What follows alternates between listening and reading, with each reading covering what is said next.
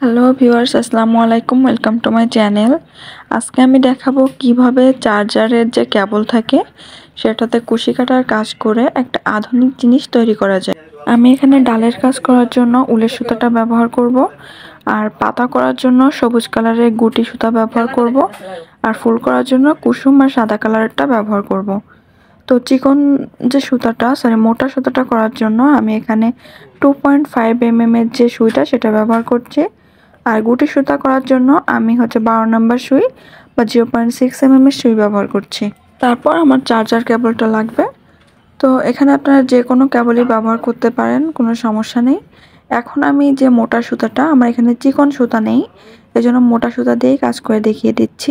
তো আমি এখানে দেখুন স্লিপ নোটটা খুব ভালো করে বুঝিয়ে দিব। এটা আপনারা যারা নতুন আছেন তারাও খুব সহজে বুঝতে পারবেন।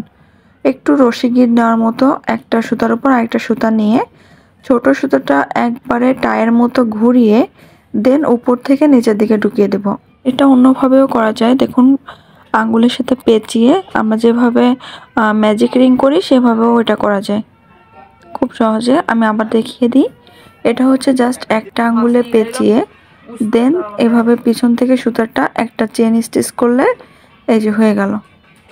এভাবেই স্লিপ নোট করা হয়। তো আমার একটা স্লিপ নোট করার পর আমি কেবলের সাথে এটা অ্যাটাচ করব। এখানে সম্পূর্ণ কাজটাই আমি সিঙ্গেল ক্রোশেট নিয়ে করব। সিঙ্গেল ক্রোশেট বলতে আমরা কোনো প্যাচ নিব না, অনলি উপর থেকে প্যাচ নিয়ে একটা কাজই করব। এটা হচ্ছে সিঙ্গেল ক্রোশেট। ডাবল ক্রোশেট করলে আমরা আগে সুতায় একটা প্যাচ নিয়ে দেন কাজটা করতাম। তো আমি সিঙ্গেল ক্রোশেট করব, এজন্য দেখুন আমার আঙ্গুলের সুতা যেখানে পেঁচানো, মানে যে আঙ্গুলের সুতা পেঁচানো সেই আঙ্গুলের পাশে যাব না, আমি কেবলের অপর প্রান্তে দেখুন অপর প্রান্তে গিয়ে সুতাটা সুইয়ের মাথায় ঢুকিয়ে দেন এবার ক্রোশেট নিচ্ছি। আমি আবার বুঝিয়ে দিই, আমার যে আঙ্গুলে সুতা পেঁচানো সেই দিকে আমি যাব না, অন্য দিক থেকে সুতাটা দেখুন সুইয়ের সাথে পেঁচিয়ে তারপর এখানে ক্রোশেটটা করব। এই দেখুন পিছন দিয়ে নিয়ে উঠিয়ে দেন এখানে ক্রোশেট করব। এটা কাজ। আপনারা না বুঝতে পারলে আমি আরও সহজ করে বুঝিয়ে দিচ্ছি। যে চার্জারের কেবলটা থাকবে তার অপর প্রান্তে থেকে পিছন দিকে সুতাটা নিয়ে দেন কাজটা করতে হবে। সম্পূর্ণ কাজটা সেম নিয়মে করেছি। এখন সুতা একটু বাড়তি রেখে তারপর কেটে নিব। কাটার পর এখানে আমি সুতাটা ভিতরে সম্পূর্ণ জয়েন্ট করে দিব।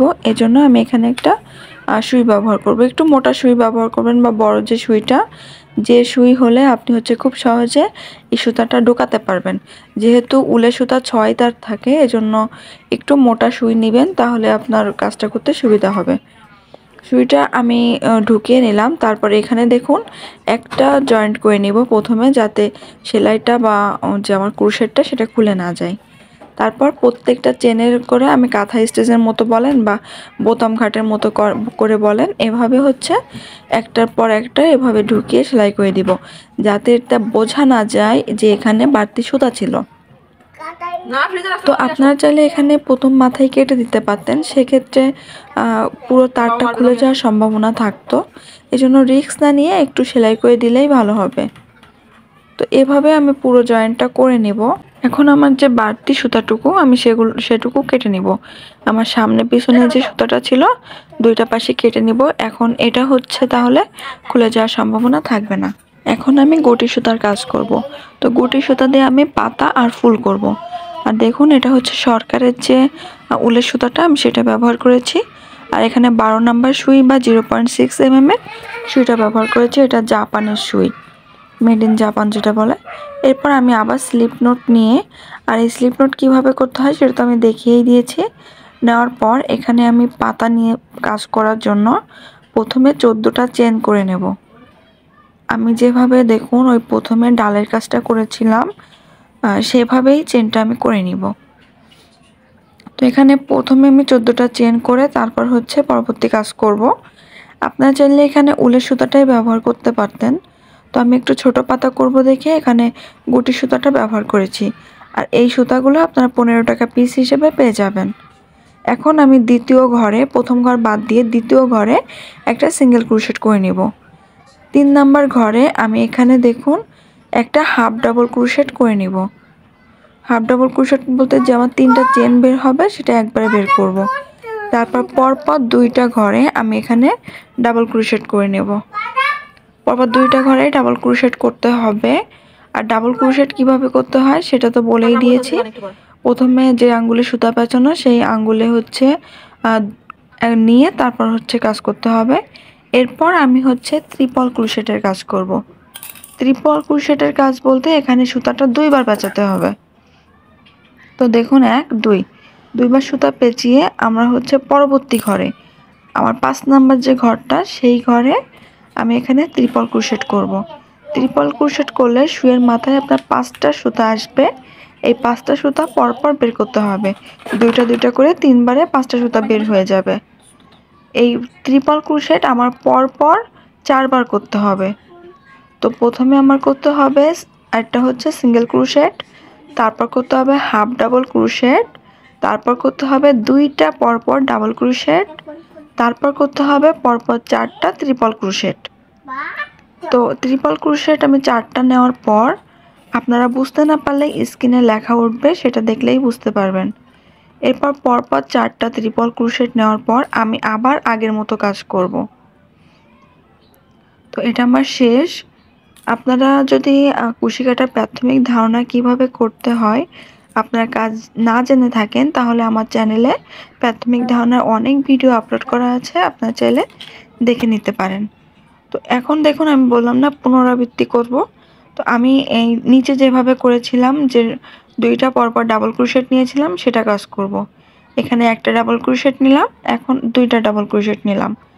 2টা ডাবল ক্রোশেট নেওয়ার পর আমি করেছিলাম হাফ ডাবল ক্রোশেট নিয়েছিলাম একটা। তো আমি এখানে কি করব, আবার হাফ ডাবল ক্রোশেট একটা করব। দেখুন একটা প্যাচ নিয়ে যে 3টা লেয়ারের শুয়ের মাথায় 3টা লেয়ার আসবে একবারে বের করে দিব। এটা হচ্ছে হাফ ডাবল ক্রোশেট।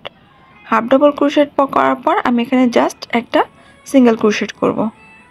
এখন আমার এক সাইডের কাজ কমপ্লিট। এখানে কোনো চেন যদি এক্সট্রা থেকে থাকে তাহলে একটা স্লিপ নোট দিয়ে নেবেন। এরপর পরবর্তী কাজ আবার আগের মতো, প্রথমে একটা স্লিপ নোট, তারপর একটা হাফ ডাবল ক্রোশেট, তারপর পরপর 2টা ডাবল ক্রোশেট, তারপর পরপর 4টা ট্রিপল ক্রোশেট।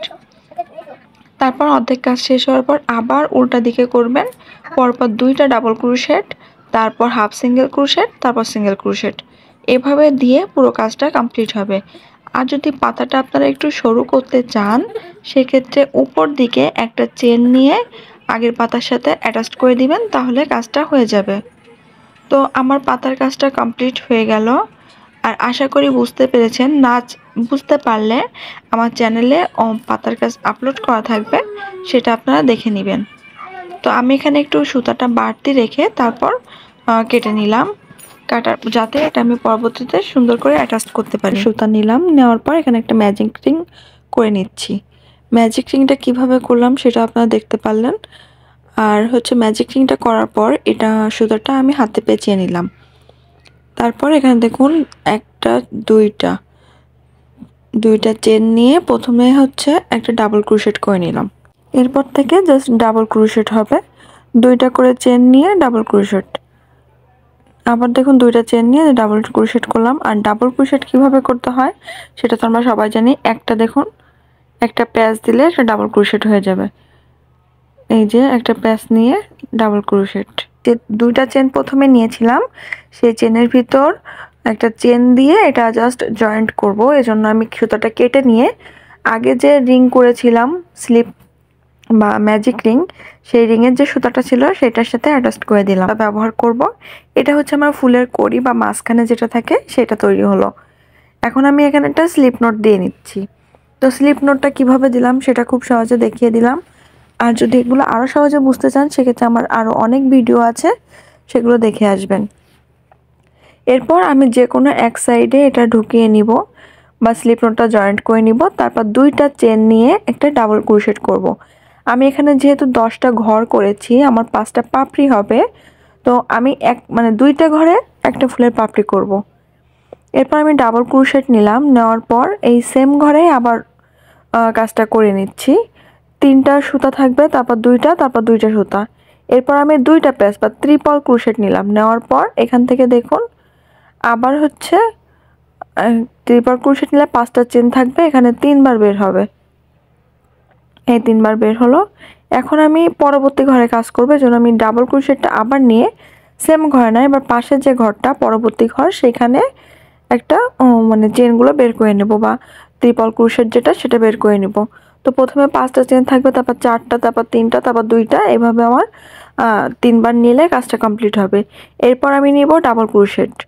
আমি প্রথমে করেছিলাম হচ্ছে 2টা ডাবল চেন নিয়েছিলাম, তারপর ডাবল ক্রোশেট, তারপর হচ্ছে ট্রিপল ক্রোশেট। এবার পরবর্তীতে করব ট্রিপল ক্রোশেট, তারপর ডাবল ক্রোশেট, তারপর 2টা চেন। দেখুন 2টা চেন নিয়ে আমি এখানে সেম ঘরে অ্যাটাচ করে দিলাম, মানে 2টা চেনের ঘর মিলে আমার একটা পাপড়ি হয়ে গেল। এখন আমি পরবর্তী ঘরে যাওয়ার জন্য জাস্ট একটা স্লিপ নট দিয়ে নিলাম।